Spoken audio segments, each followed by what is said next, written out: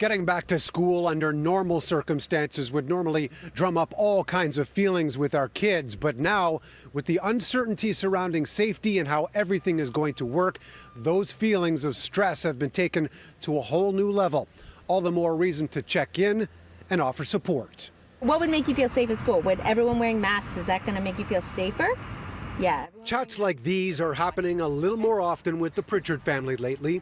With 2 kids going into grades 1 and 3, Mom is taking a little more time checking in to see how they're doing before heading back to school. My oldest is very aware of things. He gave me a list of conditions. He would go back to school if everyone was wearing masks, which now the TDSB has said everyone will be wearing masks, so one of his conditions is met.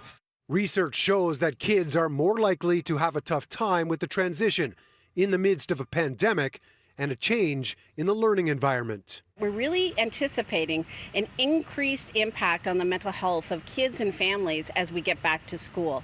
You know, there's a lot of stress on families right now, and this research certainly points to that.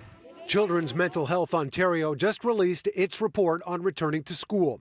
It says increased symptoms of anxiety in children may come from the worry about spreading germs and getting sick, or changes in school routines and classmates.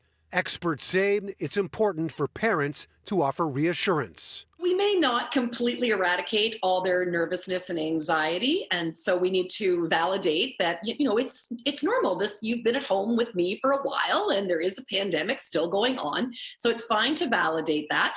That comfort also needs to be displayed by parents and caregivers, despite any worries the adults may have. They see our calm confidence, and that becomes almost infectious. That kids go, well, my parent loves me and they're pretty smart, so if they say it's okay, then I should probably feel it's okay too. CMHO put together a mental health kit with 6 tips for parents to help their kids.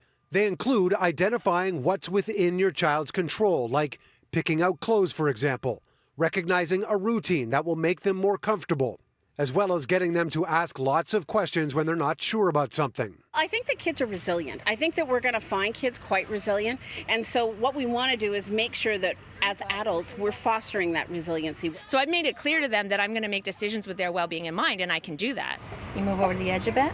Something this mom is already working on with her kids, despite some worry of her own.